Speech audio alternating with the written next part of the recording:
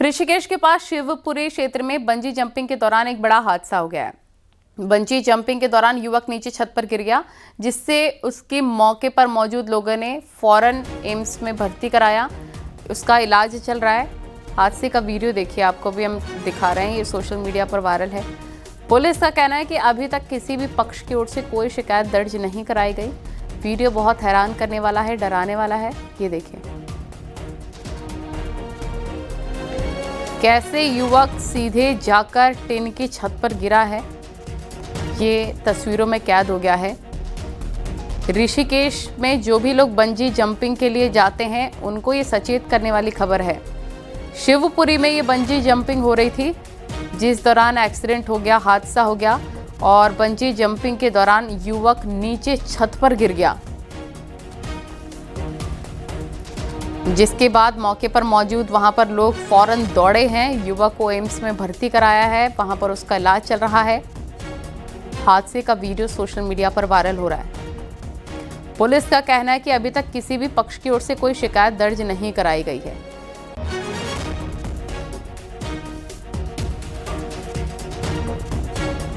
हल्द्वानी से बड़ी खबर, यहां के बनभूलपुरा में छापे के दौरान फर्जी डॉक्यूमेंट बनाने का खुलासा हुआ। कुमाऊं कमिश्नर ने सीएससी सेंटर पर छापा मारा, जहां पता चला कि बरेली के रहने वाले शख्स का स्थायी निवास प्रमाण पत्र बनाया जा रहा था और इस प्रमाण पत्र को फर्जी डॉक्यूमेंट्स के आधार पर बनाया जा रहा था। छापेमारी में खुलासा हुआ है कि बरेली के रहने वाले रईस अहमद का स्थायी प्रमाण पत्र फर्जी कागजों के आधार पर बनाया जा रहा है, जबकि रईस अहमद नाम का दूसरा एक शख्स पहले से ही बनभूलपुरा में रह रहा था, जिसके कागजों के आधार पर फर्जी कागजात तैयार किए गए। वहीं फर्जी कागजात तैयार करने में तहसील में मोहम्मद फैजान नाम के शख्स की मदद भी ली गई।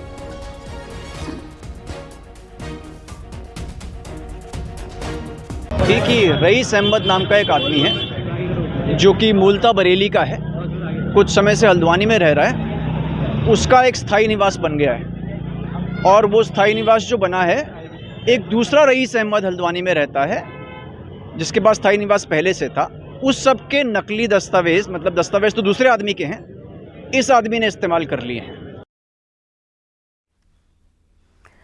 सीएम पुष्कर सिंह धामी आज हल्द्वानी के दौरे पर रहे। यहां उन्होंने एक निजी संस्थान के कार्यक्रम में हिस्सा लिया। इस दौरान सीएम धामी ने बनभूलपुरा पर बहुत ही सख्ती के साथ बयान दिया है। मुख्यमंत्री धामी ने कहा है कि रेलवे की ज़मीन पर अगर किसी भी सूरत में अतिक्रमण होती है तो वो बर्दाश्त नहीं किया जाएगा।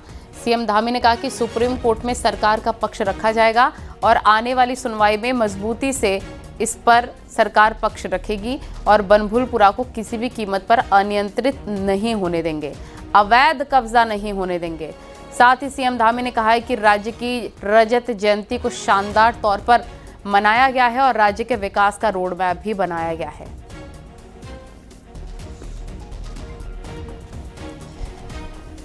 ने भी हम सबका प्रोत्साहन किया। अभी राज्य की रजत जयंती, स्थापना की रजत जयंती वर्ष पर जो हमारे कार्यक्रम हुए, उन कार्यक्रमों में माननीय राष्ट्रपति महोदया ने भी हम सबको आकर अपना आशीर्वाद दिया। प्रधानमंत्री जी ने हम सबका प्रोत्साहन भी किया और जहां 25 सालों की उपलब्धियों पर हमने कहीं न कहीं एक उत्सव मनाया, कुछ अनुभवों के रूप में हमने आपस में चिंतन मनन भी किया, विचार भी किया, संवाद भी किया। विधानसभा का विशेष सत्र भी 3 दिनों का चला। वहीं आने वाले 25 सालों का संकल्प लेकर कि आने वाले वर्षों में हमारा उत्तराखंड देश का सर्वश्रेष्ठ राज्य बनेगा, उसके लिए वेड इन उत्तराखंड का कॉन्सेप्ट हम धरातल पर उतार रहे हैं, स्पिरिचुअल जोन बना रहे हैं। देश में एक्टिव डिजिटल अरेस्ट ठगी के बड़े गैंग का देहरादून में उत्तराखंड एसटीएफ ने खुलासा किया और देहरादून के शख्स से 59 लाख की ठगी करने वाला किरण कुमार बेंगलुरु से गिरफ्तार किया गया है। आरोपी के खाते में 9 करोड़ से ज्यादा की ट्रांजैक्शन और 24 शिकायतें भी सामने आई। आरोपी ने खुद को सीबीआई अधिकारी बताकर पहले डिजिटल अरेस्ट किया और फिर ठगी को अंजाम दिया। ये गिरोह अब तक 9 करोड़ से ज्यादा की ठगी कर चुका है।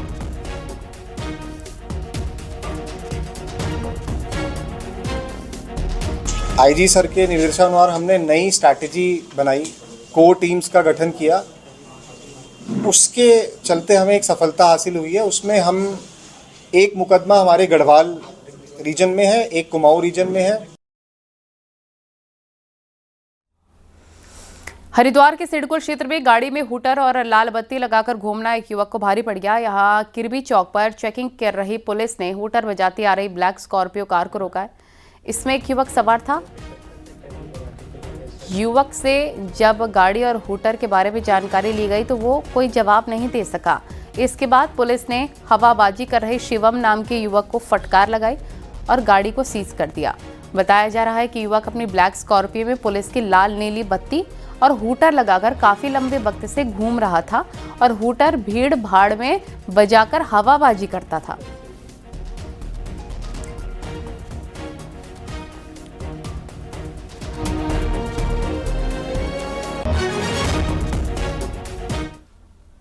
विकासनगर के पछवादून क्षेत्र में जमकर यातायात नियमों का उल्लंघन किया जा रहा है और खनन सामग्री ले जा रहे ट्रैक्टर नियमों की अनदेखी कर रहे हैं। ढकरानी, जस्सोवाला और कैंचीवाला आदि क्षेत्रों में खनन सामान ले जा रहे ट्रैक्टर ट्रॉलियां जमकर यातायात नियमों की धज्जियां उड़ा रहे हैं।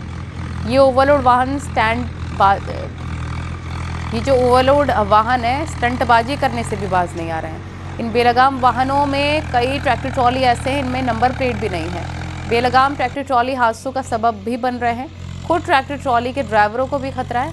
एसडीएम का कहना है कि नियम तोड़ने वालों के खिलाफ सख्त कार्रवाई की जाएगी।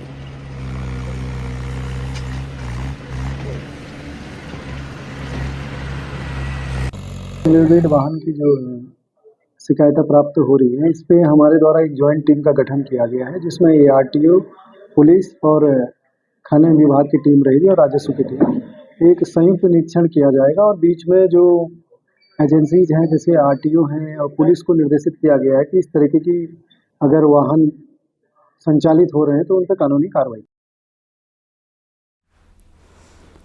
हरिद्वार में प्रशासन ने अतिक्रमण के खिलाफ कार्रवाई की। कुंभ मेला क्षेत्र में स्थित लालजी वाला मैदान से प्रशासन की टीम ने स्थायी और अस्थायी अतिक्रमण के खिलाफ अभियान चलाया है। एसडीएम की अगुवाई में पहुंची प्रशासन की टीम ने जेसीबी मशीन से तमाम झुग्गी झोपड़ियों को हटाकर मैदान को अतिक्रमण मुक्त कराया। कुंभ मेले की तैयारी के मद्देनजर प्रशासन हरिद्वार में तमाम इलाकों से अतिक्रमण हटा रहा है। इसके तहत मैदान से भी अतिक्रमण हटाया गया है।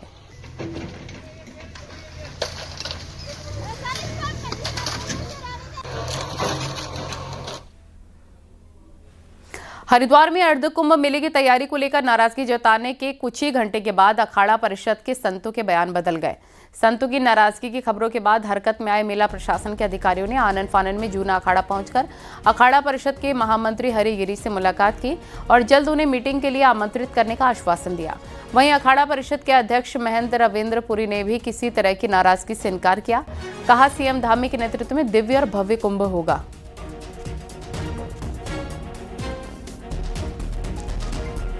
हमारा जो कुंभ होगा दिव्य भव्य सुरक्षित कुंभ होगा, ऐसी कोई बात ही नहीं है। छोटी मोटी बातें होती रहती है, समाप्त की जाती है। माननीय मुख्यमंत्री जी से वार्ता हुई थी और मैं समझता हूँ आने वाले समय में तुरंत माननीय मुख्यमंत्री जी सबको बुलाएंगे और हमें जो मैसेज देना है कि दिव्य भव्य कुंभ हम जो करना चाहते हैं वो।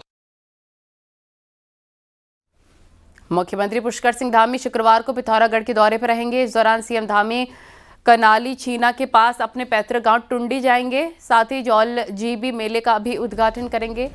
पिथौरागढ़ में मुख्यमंत्री पुष्कर सिंह धामी के दौरे को देखते हुए प्रशासन काफ़ी ज़्यादा मुस्तैद है। डीएम और एसपी अधिकारियों के साथ टुंडी गांव पहुंचे। इस दौरान उन्होंने सभी तैयारियों का जायजा लिया है। साथ ही एसपी ने सुरक्षा के इंतजामों का जायजा भी लिया। सीएम धामी शुक्रवार को अपने पैतृक गाँव टुंडी पहुँच रहे हैं। इस दौरान सीएम कई कार्यक्रमों में शिरकत भी करेंगे।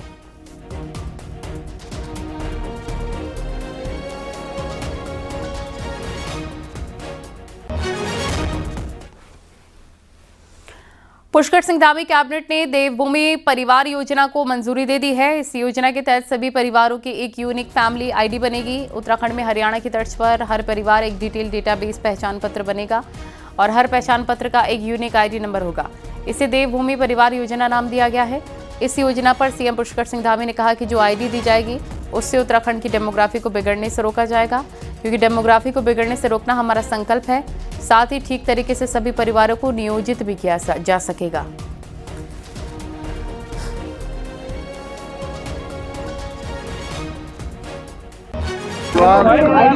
जो आईडी दी जाएगी उससे हम एक तो जो हमारा नीचे कर दो ना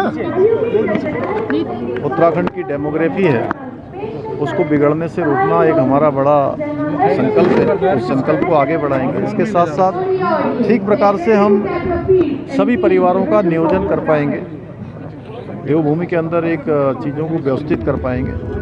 इसलिए हमने ये नवाचार प्रारंभ किया है।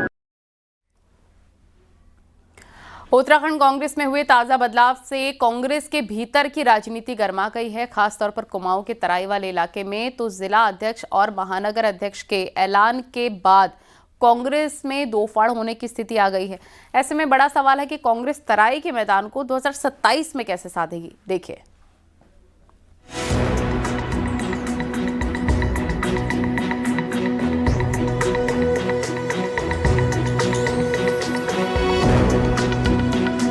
कांग्रेस को नए प्रदेश अध्यक्ष और जिलाध्यक्ष तो मिल गए, लेकिन इस ऐलान के बाद से कुमाऊं के 9 विधानसभा वाले सबसे बड़े जिले ऊधम सिंह नगर में खलबली है। जिले के सबसे कद्दावर नेता तिलक राज बेहड़ जिले के अध्यक्ष और महानगर के अध्यक्ष के नाम से नाखुश हैं और उन्होंने इसका खुला विरोध कर डाला है। यहाँ तक कि बेहड़ ने 2027 में इसका खामियाजा झेल लेने की भी धमकी दे डाली।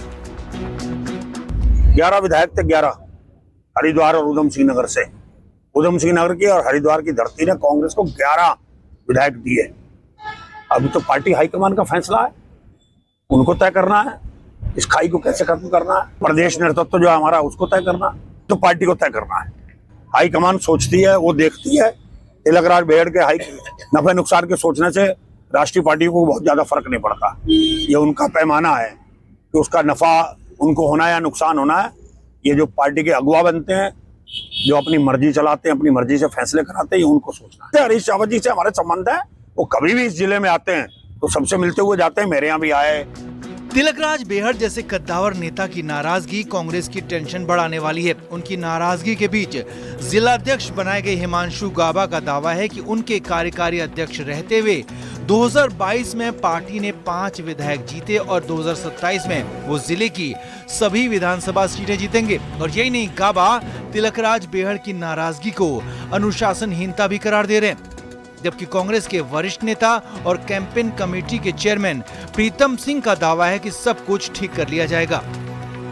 देखो, अब इनके पीछे जो भी है या जो भी लोग इस काम को कर रहे हैं, हमारा प्रदेश नेतृत्व और केंद्र नेतृत्व इस चीज को देखेगा, क्योंकि हाई कमान के फैसले के खिलाफ जाना ये हमारी पार्टी के अंदर बर्दाश्त नहीं किया जाता। तो जो भी इस तरह का कार्य करेंगे तो पार्टी संज्ञान लेगी उन चीजों का। तिलक राज बेहड़ जी हमारी पार्टी के बहुत वरिष्ठतम नेता हैं। उन्होंने कोई बात कही है तो निश्चित रूप से राष्ट्रीय नेतृत्व उसका संज्ञान लेने का काम करेगा। लेकिन उनके बेटे ने तो पार्टी छोड़ दी। नहीं, देखो, होता है कई बार आदमी गुस्से में कदम उठा लेता है। उनका बेटा हमारा बेटा है, हम बैठेंगे उनसे बात करेंगे। असल में 2022 में कांग्रेस बाजपुर, जसपुर, नानकमत्ता, खटीमा और किच्छा में उलटफेर कर चुकी है। लेकिन 2027 से पहले कांग्रेस में मची इस खलबली को बीजेपी मौके के तौर पर देख रही है और उसके नेता दावा कर रहे हैं कि 2027 में तराई की सभी 9 विधानसभा सीटें बीजेपी जीतेगी। भारतीय जनता पार्टी का ग्राफ निरंतर बढ़ रहा है। जो सीटें हमने पिछले बार चुनाव में लूज की थी, हमें उम्मीद है कि वो सीटें भी हम बम्पर वोटों से जीतेंगे। और कांग्रेस का कोई जनाधार नहीं है, खाली वो नेता खुद आपस में लड़कर अपनी पार्टी को खत्म कर रहे हैं। इनके पास कोई जनता इन्हें पसंद नहीं करती है, इसलिए आपस में लड़कर ही ये अपना टाइम पास कर रहे हैं। कहीं जनता में आपने इनके नेताओं को जाते हुए देखा, वो एक दूसरे पर आरोप लगाते रहते हैं कि हाँ ये एसी में बैठते हैं, वो कहते हैं जी ऐसा नहीं करते हैं। वो वास्तव में इनका कोई कार्यकर्ता जनता में नजर नहीं आता। दरअसल तिलक राज बेहड़ ही नहीं बल्कि कई और नेता भी जिलाध्यक्ष के तौर पर गाबा और महानगर अध्यक्ष के तौर पर एक महिला के नाम के ऐलान से खुश नहीं है। लेकिन इनकी घोषणा में नेता प्रतिपक्ष यशपाल आर्य का हाथ होने के चलते वो अपनी नाराजगी खुलकर जाहिर नहीं कर रहे। ऐसे में 2027 में कांग्रेस तराई का मैदान कैसे मारेगी, ये बड़ा सवाल है, क्योंकि जिले की 9 विधानसभा सीटों पर जीत हार का गणित सत्ता का अंक गणित भी बिगाड़ सकता है। रुद्रपुर से न्यूज़ 18 के लिए शैलेंद्र नेगी की रिपोर्ट।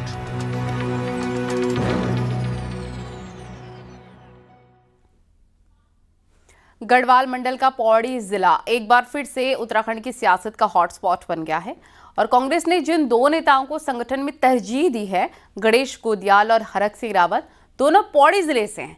वहीं धामी सरकार के 5 में से 2 मंत्री भी इसी जिले से ताल्लुक रखते हैं।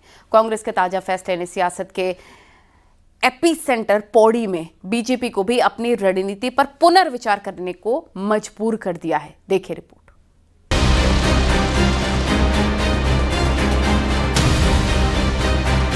गढ़वाल मंडल का पौड़ी जिला गढ़वाल की राजनीति का एपी सेंटर ही नहीं बल्कि इसे राज्य की सत्ता का सेंटर ऑफ ग्रेविटी भी कह सकते हैं। इसकी राजनीतिक हैसियत का अंदाजा इसी से लगाया जा सकता है कि इस जिले ने उत्तराखंड को 5 मुख्यमंत्री दिए हैं। मौजूदा धामी कैबिनेट में सतपाल महाराज और धन सिंह रावत जैसे 2 वरिष्ठ मंत्री पौड़ी से हैं, तो विधानसभा स्पीकर रीतू खुंडरी भी इसी जिले से आती हैं। ऐसे में पौड़ी से आने वाले गणेश गोदियाल को प्रदेश अध्यक्ष और हरक सिंह रावत को चुनाव प्रबंधन समिति की कमान सौंपकर कांग्रेस ने पौड़ी को अपनी टॉप पॉलिटिकल प्रायोरिटी पर रख दिया है। बीजेपी के लिए ये मैसेज क्लियर है, 2027 जीतना है तो पौड़ी को राजनीतिक फोकस पर रखना होगा।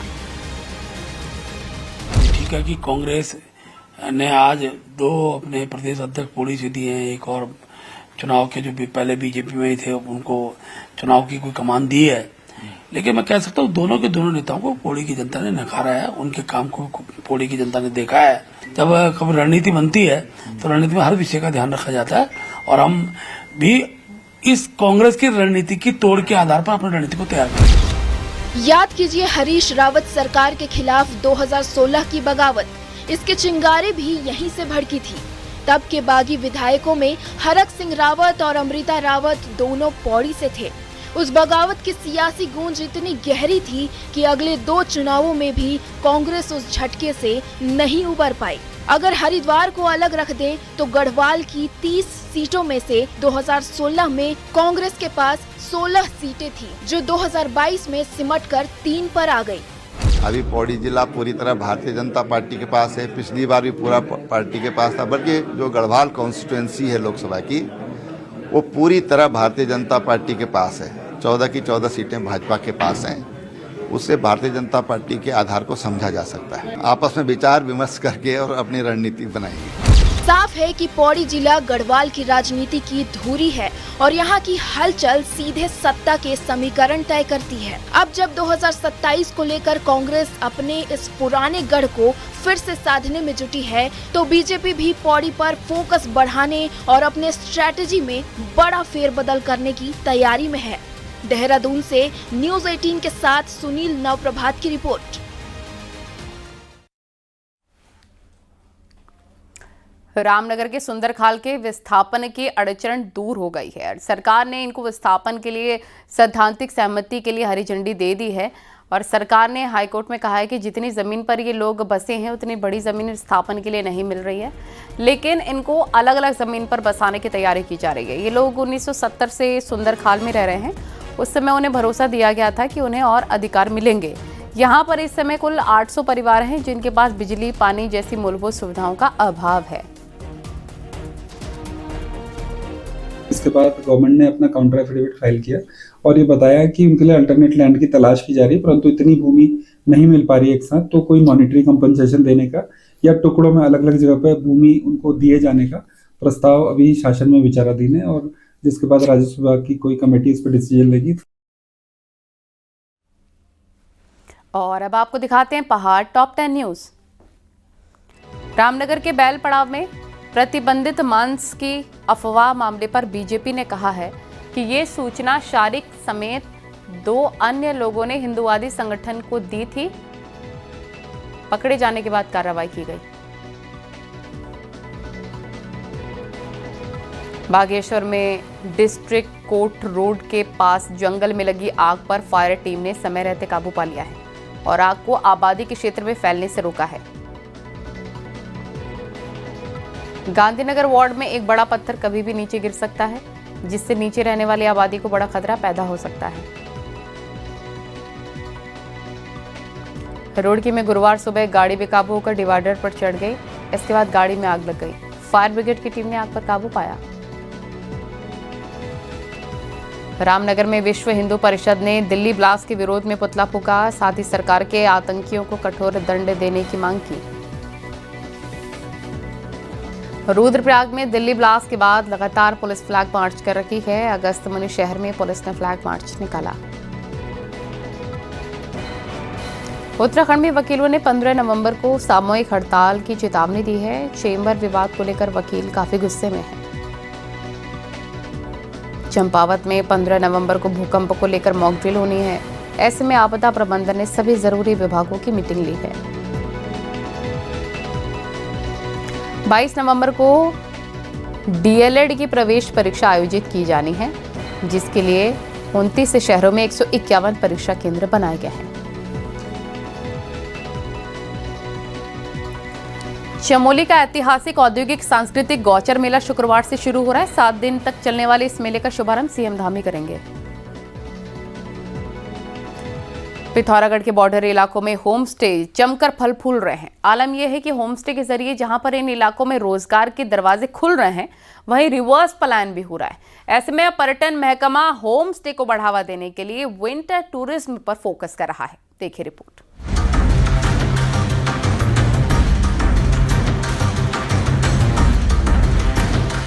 पिथौरागढ़ के बॉर्डर इलाकों में रोड कनेक्टिविटी लगातार बढ़ रही है।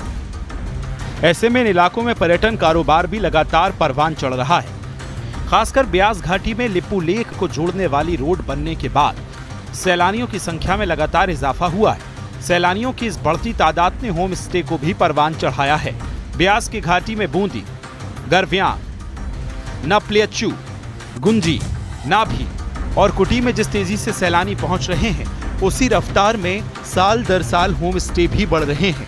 भवन स्वामी है जो स्थानीय निवासी है, अगर वो होम स्टे का लाभ उठाना चाह रहा है, उसके पास ज़मीन है, तो उसको अधिकतम 6 कमरे बनाने के लिए 30 लाख रुपए का लोन दे दिया, जिसमें 50% सब्सिडी है और 5 साल तक 50% जो है इंटरेस्ट सब्सिडी भी जो है विभाग द्वारा उनको दी जाती है। होम स्टे के जरिए बॉर्डर में रहने वालों को रोजगार मिल रहा है। साथ ही सरकार होम स्टे बनाने पर सब्सिडी भी दे रही है। लिपुलेख बॉर्डर की रोड बनाने के बाद ब्यास घाटी में बूंदी में 9, गरव्यांग में 2, नपलचियों में 8, गुंजी में 30, नाभी में 37 और कुटी में 9 होम स्टे बने हैं। सरकार अब इन इलाकों में विंटर टूरिज्म भी प्लान कर रही है। विंटर टूरिज्म के जरिए सैलानियों की संख्या में तो इजाफा होगा ही, साथ ही होम स्टे को भी बढ़ावा मिलेगा। उत्तराखंड में रिवर्स माइग्रेशन हुआ है तो इन वैलीज में हुआ है। अगर हम विंटर टूरिज्म को प्रमोट करेंगे उत्तराखंड के हर जिले में, तो इसमें कोई दो राय नहीं कि रिवर्स माइग्रेशन होगा। ब्यास घाटी में जिस तेजी से होम स्टे बन रहे हैं, उसमें साफ है कि अब बॉर्डर के लोगों को यहां रहने का मकसद मिल गया है। यही नहीं, रिवर्स पलायन भी बॉर्डर पे तेजी से बढ़ रहा है।